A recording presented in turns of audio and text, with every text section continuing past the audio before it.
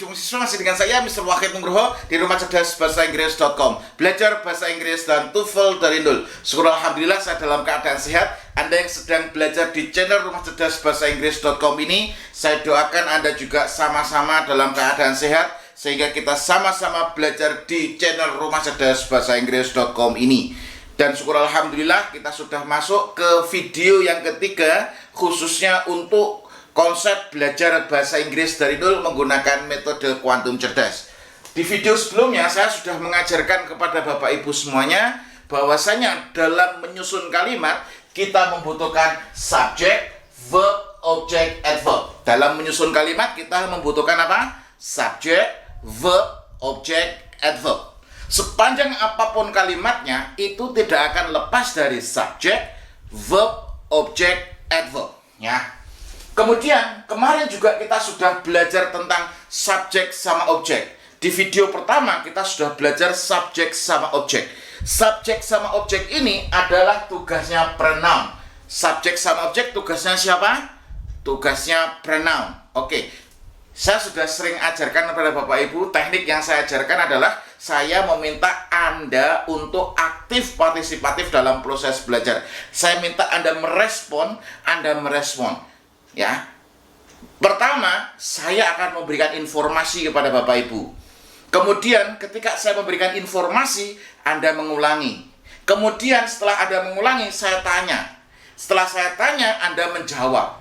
Ini adalah metode kuantum cerdas untuk membuat siswa aktif dalam proses belajar. Oke. Subjek sama objek ini adalah tugasnya pronoun. Ini informasi. Anda ulangi. Subjek sama objek itu tugasnya pronoun. Kemudian saya tanya, subjek sama objek itu tugasnya siapa? Pronoun. Pronoun adalah kata ganti. Pronoun itu apa? Pronoun adalah kata ganti. Kemarin kita sudah belajar pronoun sebagai subjek. Subjek. There are 7 subjects in English. How many subjects in English? Answer. There are 7 subjects in English. Okay, number 1 is I. Okay, number 1 is I. Number 2 is you. Number 2 is you. Number 3 is they. Number 3 is they. Number 4 is we. Number 4 is we. Number 5 is she. Number 5 is she. Number 6 is he. Number 6 is he. Number 7 is it. Number 7 is it. Okay, object. I, the object is me. I, the object is me. You, the object is you. You, the object is you. They, the object is them. They, the object is them. We, the object is us. We, the object is us. Okay. She, the object is her. She, the object is her. He, the object is him. He, the object is him. It, the object is it. It, the object is it. Okay. I give you the word forgive. Repeat after me. Forgive, memaafkan. Memaafkan, forgive. Say in English. Saya memaafkanmu. I forgive you. Kamu memaafkanku. You forgive me. Gak boleh kamu mengatakan you forgive I. Kenapa? Karena posisinya adalah sebagai objek. Mereka memaafkan kita. They forgive us. Kita memaafkan mereka. We forgive them. Oke, dia laki-laki memaafkan mereka. He forgives. Ingat, untuk she, he, it harus dikasih s atau is. Kalau forgive dikasih tambahan s. Dia laki-laki memaafkan mereka. He forgives them. What is the meaning of memaafkan in English? Memaafkan is forgive. Oke, say accompany, menemani. Menemani, accompany. Oke, saya menemanimu. I accompany you. Kamu menemaniku. You accompany me. Mereka menemani kita. They accompany us. Kita menemani dia laki-laki. We accompany him. Dia laki-laki menemani kita. He accompanies us.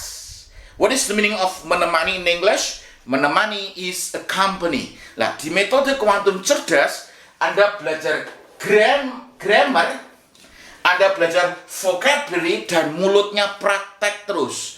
Ini metode kuantum cerdas. Kenapa? Karena kalau Anda belajar bahasa Inggris, kalau Anda tidak punya kosakata, Anda tidak bisa menyusun kalimat menggunakan grammar dan tidak mempraktekkan dalam ngomong, Anda akan kesulitan dalam proses belajar. Oke, ini tidak saya ulangi full karena Anda bisa tonton di video sebelumnya di belajar bahasa Inggris dari 0 part 1, part 2. Nah, sekarang part 3 ya. Oke. Kemudian possessive adjective. Possessive adjective di sini adalah kepemilikan yang berfungsi sebagai kata sifat atau adjektif di sini. Oke, di sini the possessive adjective is mine. Oke, say in English. The possessive adjective is mine. You, the possessive adjective is your. You, the possessive adjective is your.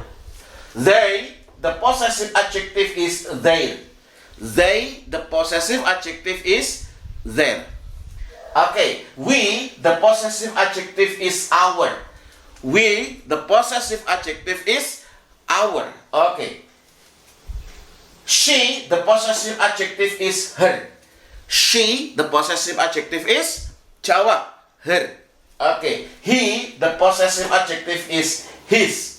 He, the possessive adjective is his. Possessive adjective harus diikuti noun. Possessive adjective harus diikuti apa? Oke, harus diikuti noun ya. Noun adalah kata benda. Noun itu apa? Noun adalah kata benda. Oke, say in English, dictionary kamus. Oke, di sini dictionary kamus. Kamus, dictionary. Say in English, kamusku.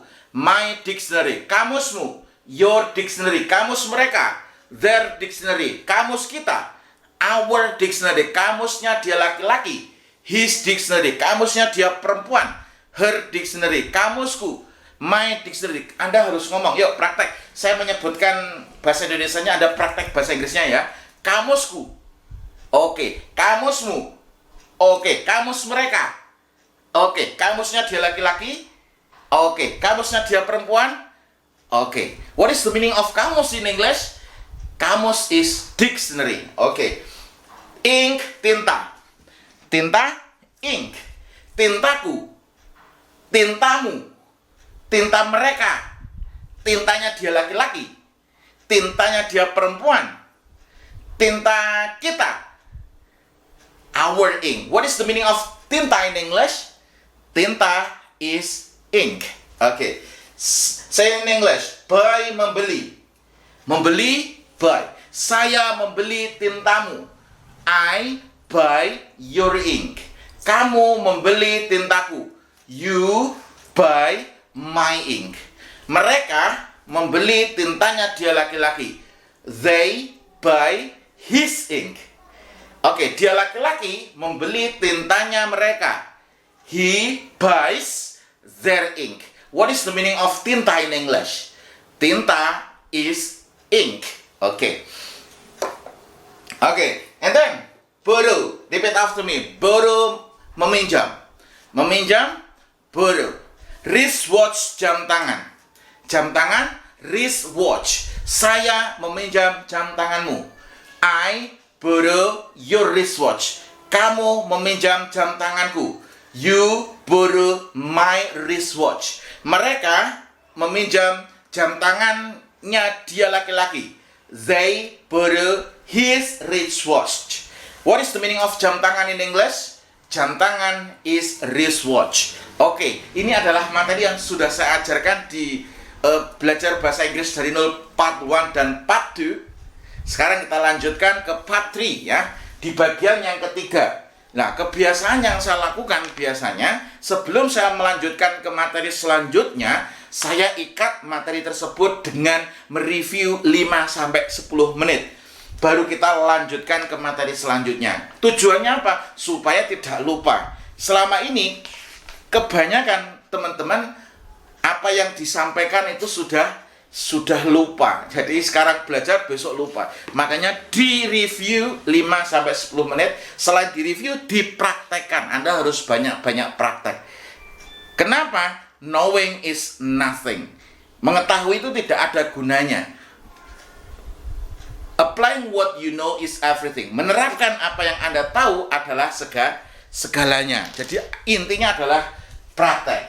Oke, kemudian selanjutnya setelah kita belajar subjek, kita belajar objek, kita belajar possessive adjective, kita belajar possessive pronoun. Bedanya apa, Sir? Kalau possessive adjective di sini harus diikuti dengan noun. Harus diikuti dengan apa? Noun. Kalau possessive pronoun tidak harus diikuti dengan noun. Oke. Say in English. Mine, milikku. Oke, say in English. Mine, milikku. Milikku, mine. Yours, milikmu. Milikmu, yours. Milikku, mine. Milikmu, yours. Milik mereka, theirs. Milik mereka. Oke, theirs, milik mereka. Milik mereka, theirs. Oke, ours, milik kita.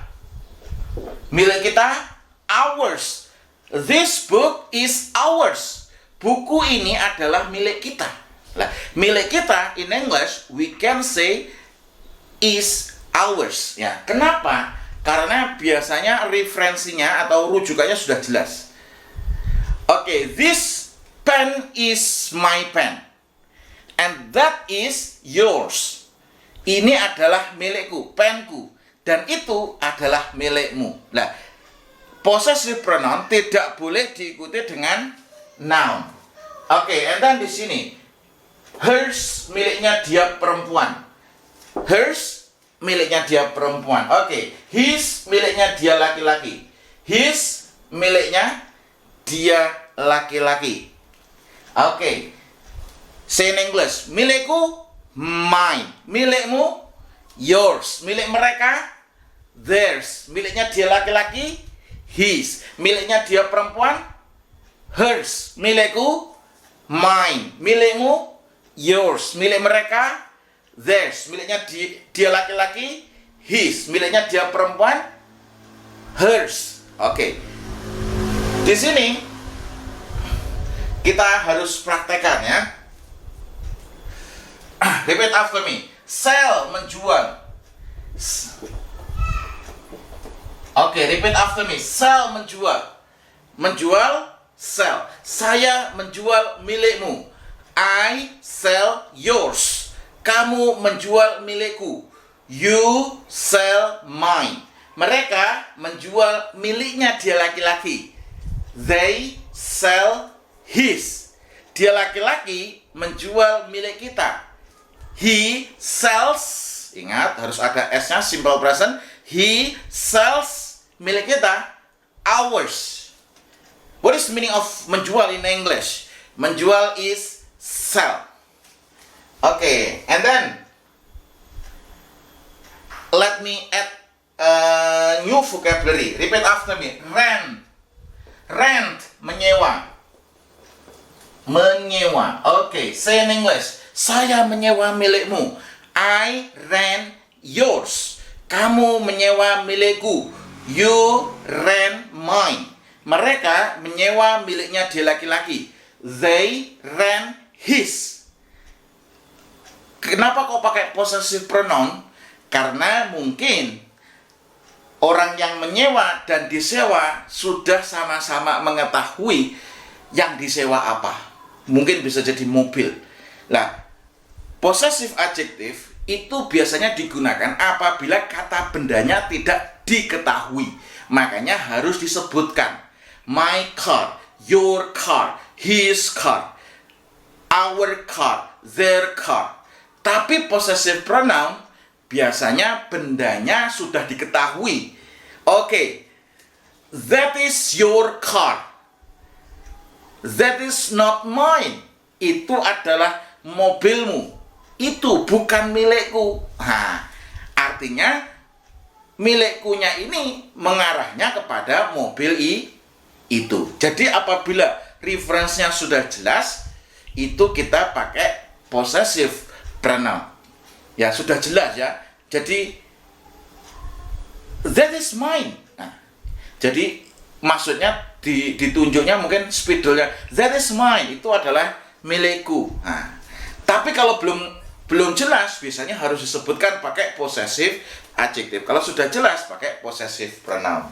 Oke.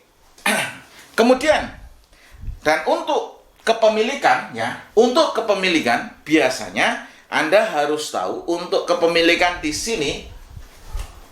Untuk kepemilikan di sini Anda harus tahu bahwasanya apabila di situ diawali dengan kata benda yang berupa nama, makanya biasanya dikasih apostrof, dikasih s.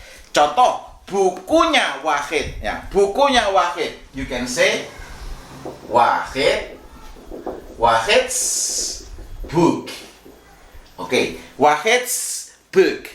Contohnya, apalagi kamusnya Ruli, berarti you can say Ruli's dictionary.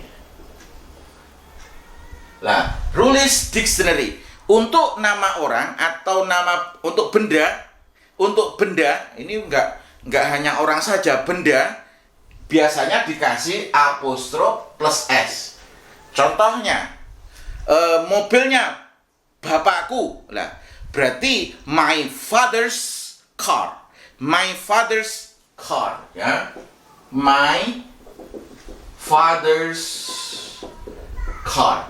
Mobilnya bapakku. Nah, my father's car. Untuk kepemilikan biasanya kalau kata benda biasanya dikasih apostrof plus s. Terus yang kedua, yang perlu Bapak Ibu catat, nama orang apabila sudah diakhiri s, maka tinggal dikasih apostrof saja. Contohnya ada kata Dimas. Nah, Dimas ini sudah dikasih berakhiran s, biasanya dikasih apostrof saja. Dimas car. Nah, Dimas car. Dimas car. Lah, ini artinya mobilnya di Dimas. Tidak perlu dikasih s lagi. Jadi kalau sudah diakhiri s, tinggal dikasih apostrof, terus dikasih kata bendanya. Contohnya, Bagus motorcycle. Jadi Bagus, motorcycle. Gak usah Baguses motorcycle, tidak usah. Jadi Bagus, motorcycle. Dimas, car. Dimas, dictionary. Nah, seperti itu ya. Ini untuk tambahannya. Yang perlu Bapak Ibu catat. Bisa dipahami? Kalau Bapak Ibu paham, please comment. Yes, paham sir. Oke. Kemudian yang terakhir adalah refleksif. Refleksif di sini adalah berfungsi untuk menekankan baik subjek ataupun objek. Jadi untuk menekankan apa? Baik itu subjek maupun objek. Oke. Say in English, myself, saya sendiri. Say in English, myself, saya sendiri. Saya sendiri, myself. Oke. Yourself, kamu sendiri. Yourself, kamu sendiri. Kamu sendiri, yourself. Oke, themselves. Oke, mereka sendiri. Mereka sendiri, themselves. Oke, ourselves. Kita sendiri. Kita sendiri, ourselves. Oke, herself. Dia perempuan sendiri. Dia perempuan sendiri, herself. Oke. Himself. Dia laki-laki sendiri. Dia laki-laki sendiri, himself. Oke. Itself untuk kata benda itu sendiri. Untuk kata benda itu sendiri, itself. Jadi fungsinya di sini adalah untuk menekankan subjek maupun objek. Kalau di sini tadi tidak ada ya jadi kata benda tidak memiliki kepemilikan. Tapi kalau refleksif memiliki. Say in English, myself, saya sendiri. Saya sendiri, myself. Yourself, kamu sendiri. Kamu sendiri, yourself. Themselves, mereka sendiri. Mereka sendiri, themselves. Herself, dia perempuan sendiri. Dia perempuan sendiri, herself. Himself, dia laki-laki sendiri. Dia laki-laki sendiri, himself. Oke. Jadi, sekarang saya sebutkan subject. Oke. Bahasa Indonesianya Anda mengatakan dengan bahasa Inggrisnya. Saya sendiri. Kamu sendiri. Mereka sendiri. Dia laki-laki sendiri. Dia perempuan sendiri. Saya sendiri. Kamu sendiri. Mereka sendiri. Kami sendiri. Dia laki-laki sendiri. Dia perempuan sendiri. Harus aktif ya, harus aktif. Meskipun Anda tidak belajar langsung dengan saya, hanya melalui video, Anda saya minta untuk aktif, partisipatif dalam proses belajar. Di buku konsep belajar bahasa Inggris dari nol ini, sudah disertai banyak video dan saya harus memancing Anda untuk aktif, partisipatif dalam proses belajar. Semuanya sudah saya ajarkan di buku konsep belajar bahasa Inggris dari nol. Oke. Contohnya bagaimana, Sir? Contohnya seperti ini ya.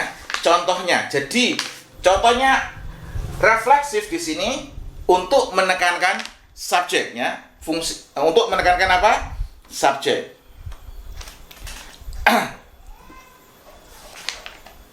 Oke, contoh. Saya sendiri yang mengembalikan kamusnya. Saya sendiri, berarti bukan orang lain. Saya sendiri yang mengembalikan kamusnya. I, myself, written, kamusnya di laki-laki. His dictionary. Oke, let me give you vocabulary. Written, mengembalikan. Oke, say in English. Written, mengembalikan. Mengembalikan, written. Say, saya sendiri yang mengembalikan kamusnya dia laki-laki. I myself written his dictionary. Mereka sendiri yang mengembalikan kamusnya kepadaku.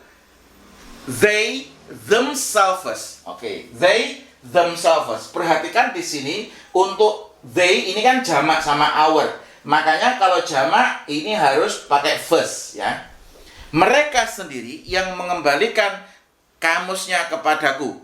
They themselves written my dictionary. Kamusku, my dictionary. Oke. Kamu sendiri yang mengembalikan kamusku. You yourself written my dictionary. What is the meaning of mengembalikan? Mengembalikan is written. Oke. Oke, and then written. Say in English. Visit, mengunjungi. Mengunjungi, visit. Oke. Saya sendiri yang mengunjungimu di rumah sakit. I myself visit you in the hospital. Mereka sendiri yang mengunjungiku di rumah sakit. They themselves visit me in the hospital.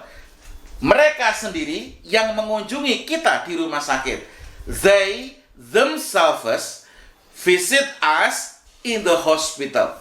Dia perempuan sendiri yang mengunjungiku di rumah sakit. Berarti she herself visits. Ingat, she herself visits me in the hospital.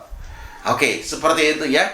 Jadi ini fungsinya dari refleksif ini adalah untuk menekankan subjek. Tadi contoh untuk menekankan subjek.